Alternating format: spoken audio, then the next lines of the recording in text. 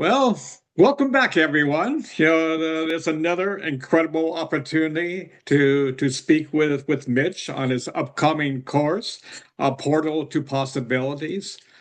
I'm not only excited as being an interviewer, but I'm excited. I'm actually taking the course, and and for me, this is more than a course. A couple of months ago, Mitch told me the story of how he got started with his previous business with 35 plus years, over 150 organizations.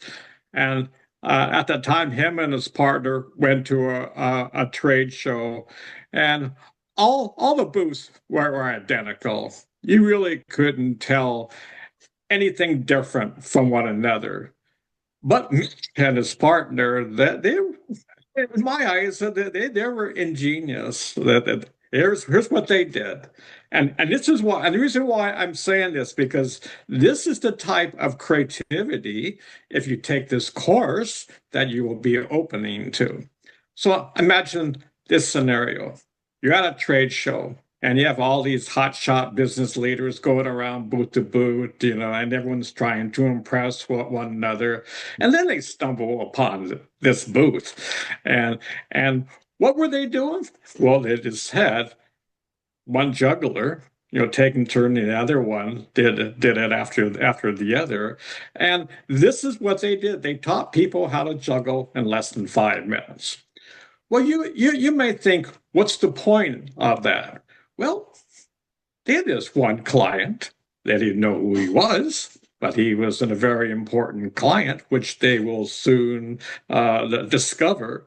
And this client says, well, I tried to juggle all my life. And to be honest, I didn't go very far. And the guy says, I only have 5 minutes. So with that 5 minutes, they taught the guy to juggle. You're probably not very good, but the guy saw the potential that he had inside of him, that they showed him how to you had the potential inside yourself to learn how to juggle. So this guy off the bat knew that they were different. And the guy said to him, "Well, I know you guys have something more than juggling, but my 5 minutes time is up. Give me your business card." So they gave him his business card, and they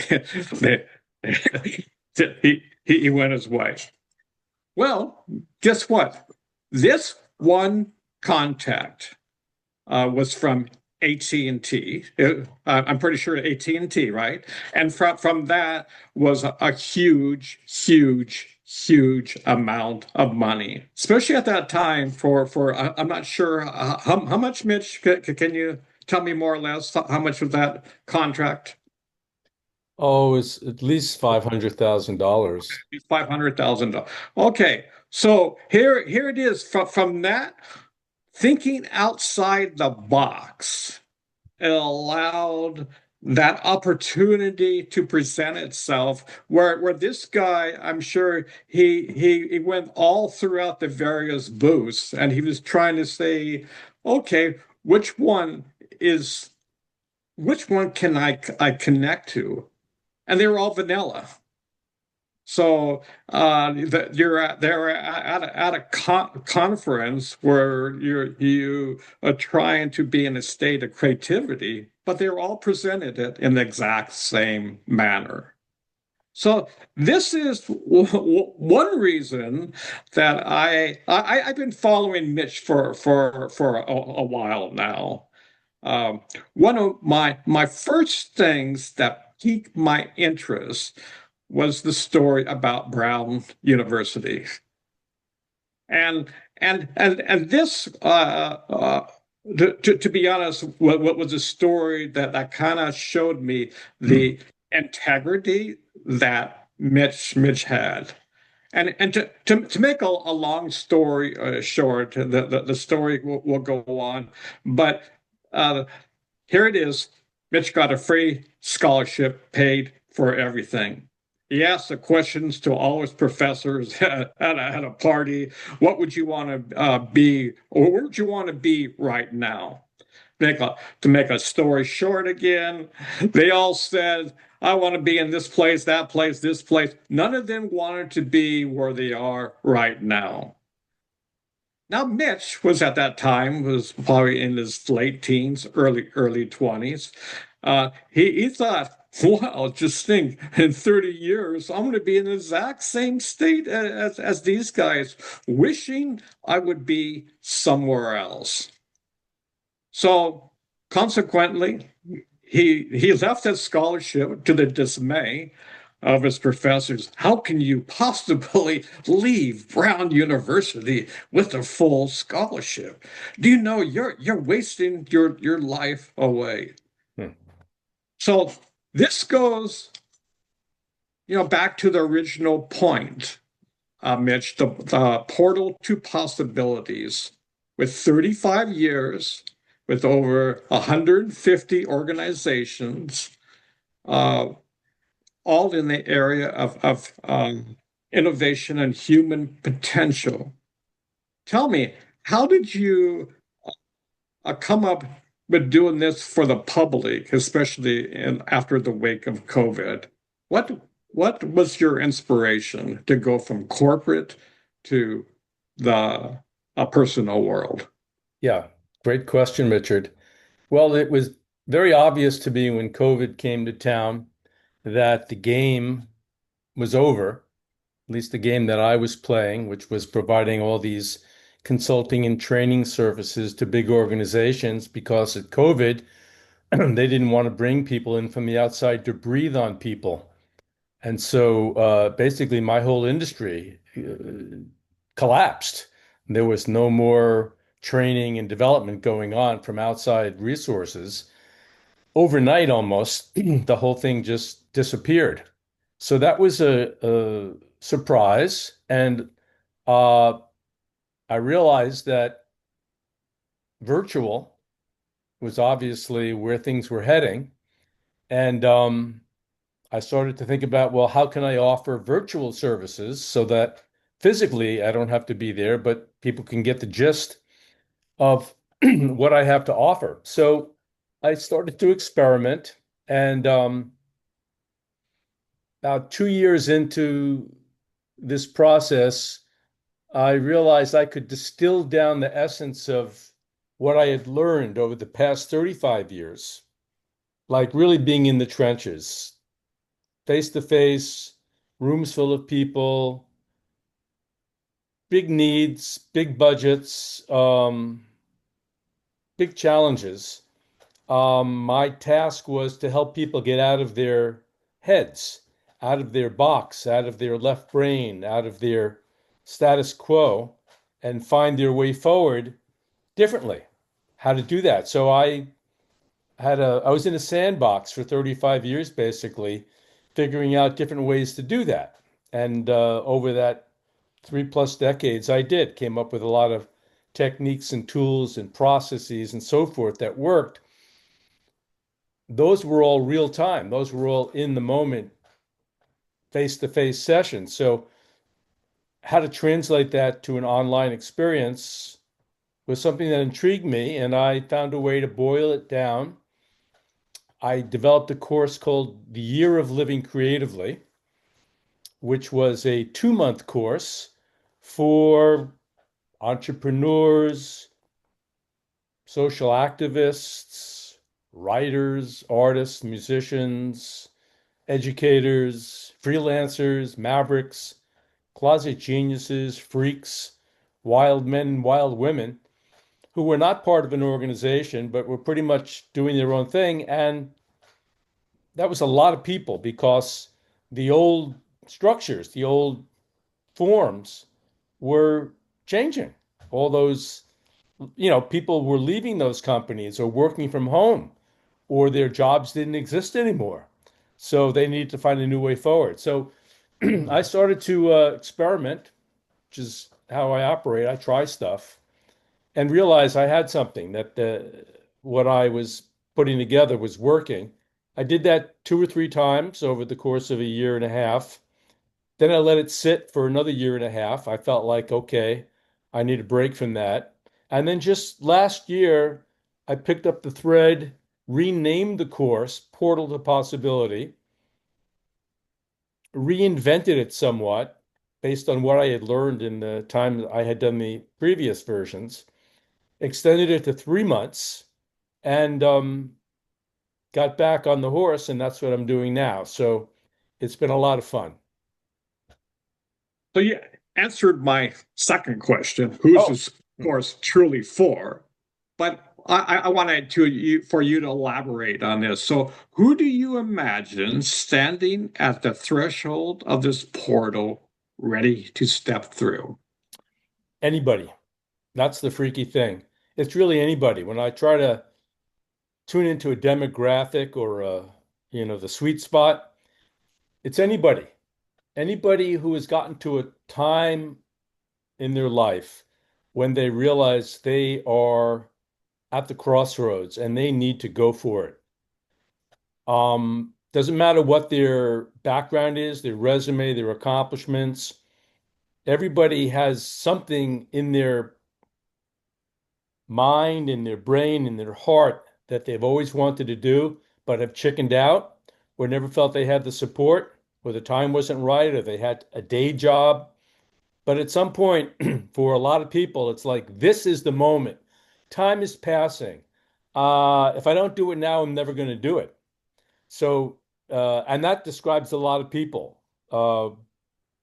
Their project, and it's a project-based course, Richard. So everybody has to have a stake in the ground. They have to have a purpose or a reason, a goal, a question that they embrace fully. And I help them do that before the course begins. What I don't want is people who are just browsing or like tourists in a shopping mall. That doesn't work. You've got to have passion, commitment, and something on the line. Mhm. So what core need does Portal to Possibilities address? And right now in a world we're overflowing with so much content and courses, what makes this one essential? What uh, inner hunger or other challenge is it responding to? That's a great question. I'm going to give you a little factoid to boil my answer down. Out of every 100 people that start to write a book, three accomplish the goal. 97 out of 100 bail out for different Oh, reasons. mhm. There's a huge gap between the intention and the reality, between the idea and the manifestation of the idea. This is true not only for writers, but every field.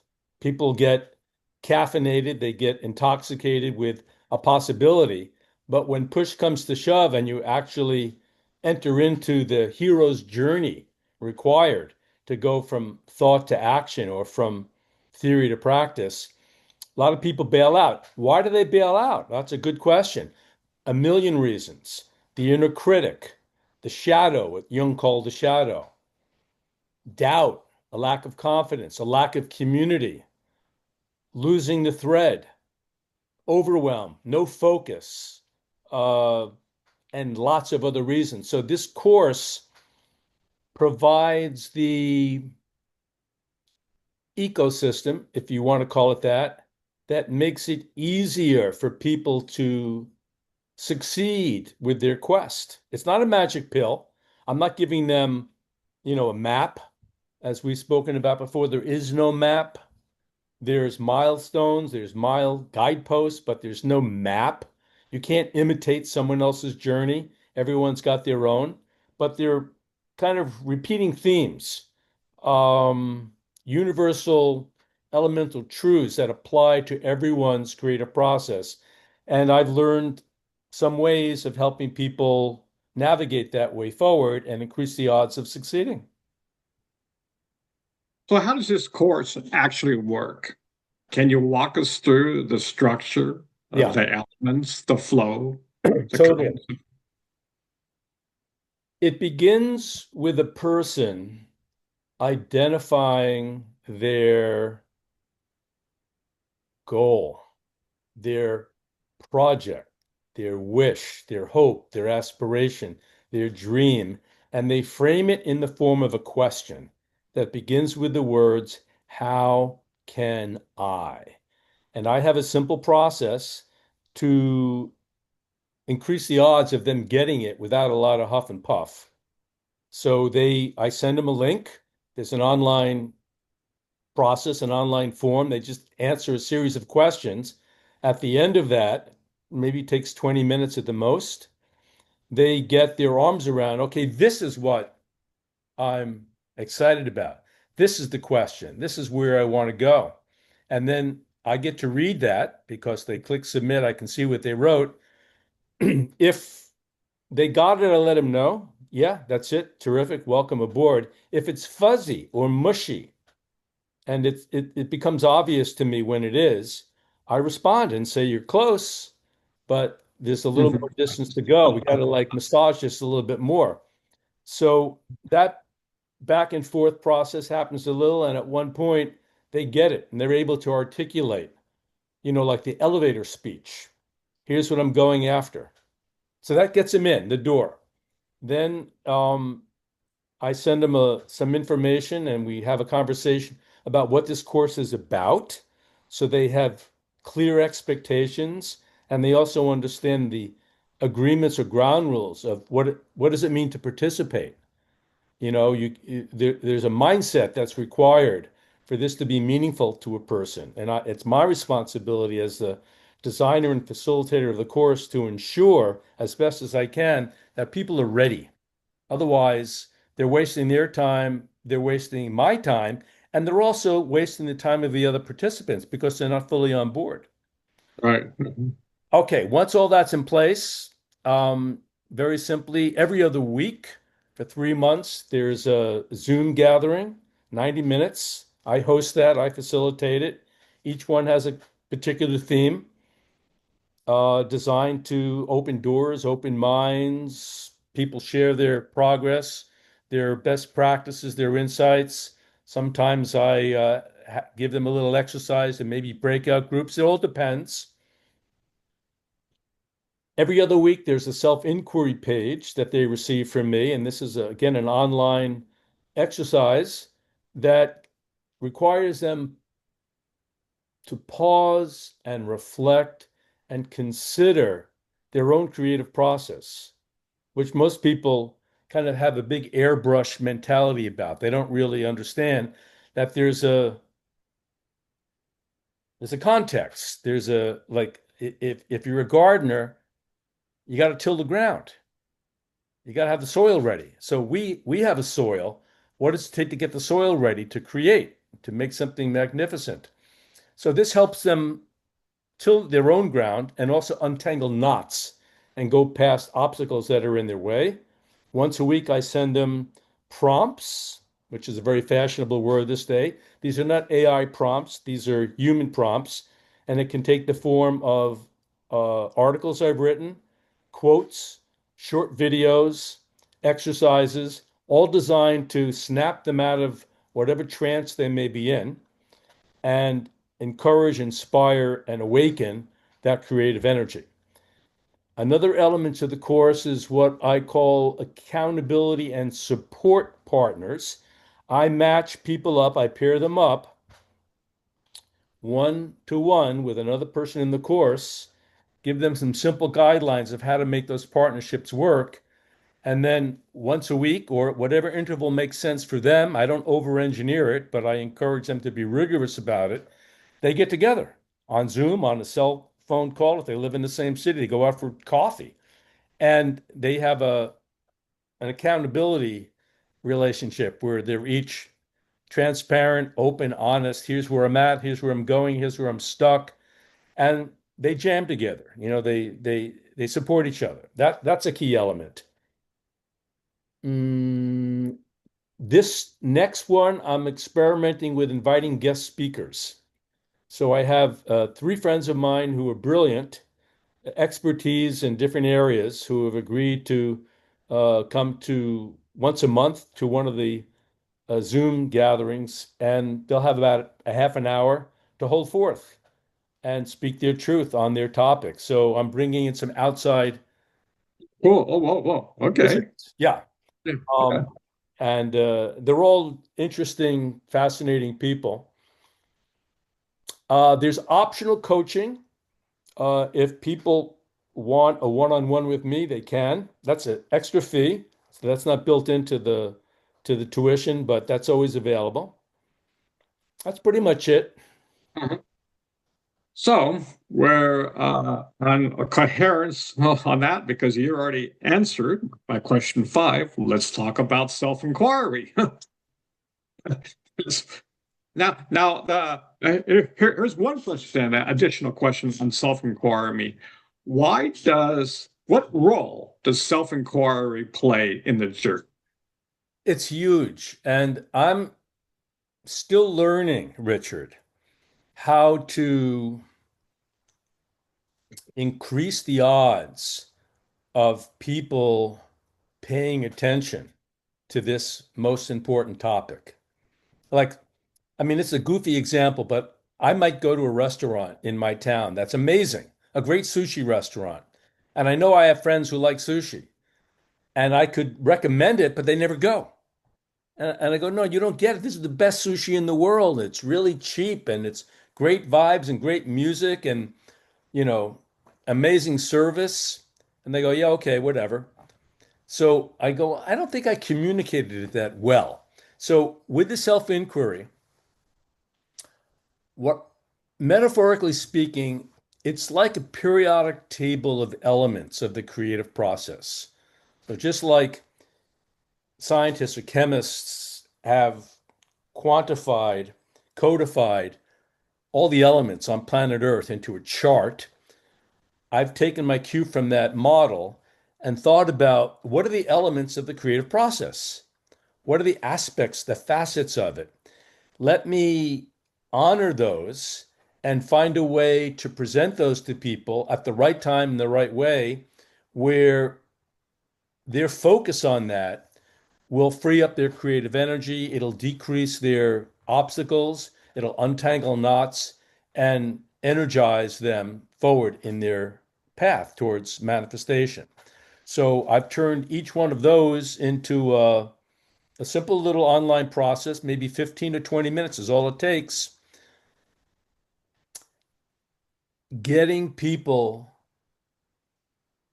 to slow down Hmm, hmm. and dig in and stop tweeting and texting and TikToking and doom scrolling and binge watching. Giving I'm asking, look, it's only 15 minutes, folks. But you know what? 15 minutes for some people feels like, oh my God, 15 minutes. Who's got 15 minutes? I'm late for a very important date. So I'm still learning how to introduce this kind of inner looking process, but it works. When people do it, it works. I do it myself. So it's like I'm holding up a mirror and saying, look how beautiful you are. Or look at the holes in the bucket. Look at where the energy is leaking out. Now let's patch the holes. Let's get a new bucket. So Right, right. that's what those are about. So let's talk about the importance of community in this mix. How much? Let's put it this way: if you're on your own, you're solo. It's going to be a hard time. But as you say, one and one is not two. One and one is 11. There's a special mix that happens when a community comes together. Yes, you understand this already, Richard. Community is vital. And theoretically, most people agree they need community. They'll acknowledge, yeah, human beings are social animals. Um, I need input. I need feedback. I need help. I need encouragement. I need another point of view. I need someone to brainstorm with, theoretically. But how skillful are people at creating that community in a meaningful way? That's different.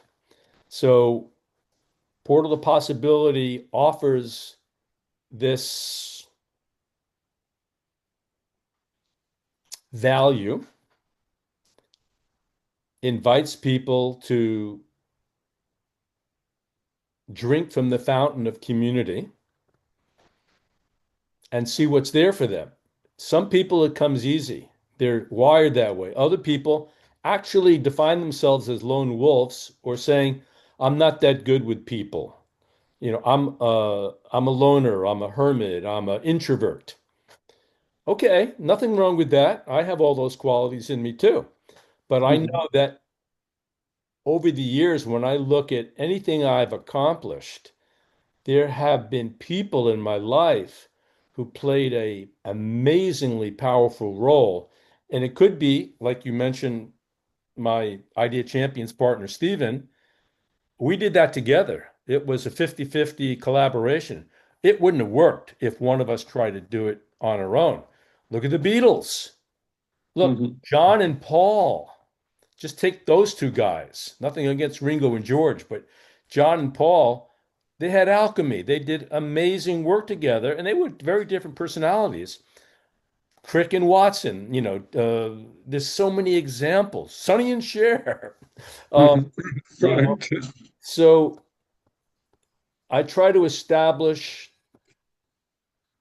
an attractive way for people to connect with other people in the course so that they can share electrons. They can get the value from each other. So there's a Zoom introduction course coming up on August 26th, which is only about 6 days away.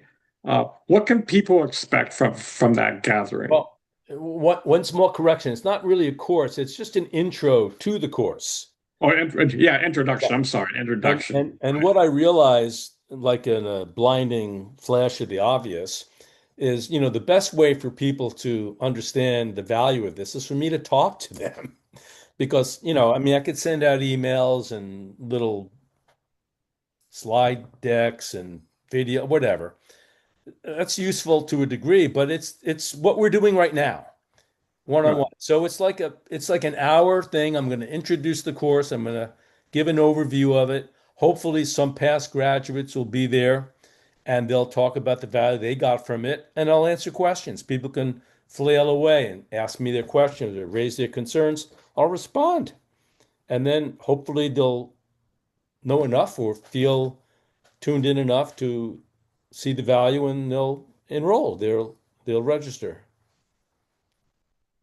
So for those filling the poll, how can they learn more or apply? As you just said previously, attend the Zoom session August 26th, and The the sim- basically, the simplest way, Richard, right now is for people just to send me an email. Mitch, okay. Mitch Yeah. at ideachampions.com. And, in the subject line, just write portal of possibility and say whatever you want to say in the email, and I'll send you the links that you'll need. I promise not to overwhelm you with too much information, just enough, and that'll be the link, the Zoom link to the August 26th intro and an overview and some specifics about the course. And then hopefully people will say yes. So that concludes our wonderful interview with Mitch. I hope everyone gain something from this. I always do. Every time I talk to you, Mitch, I learn more, Hmm. and I always look forward to talking to you. The feeling is mutual. I have the same experience talking with you, Richard. All right. Well, everybody, have a great afternoon, and we'll see you then. There you Bye. go. Bye bye.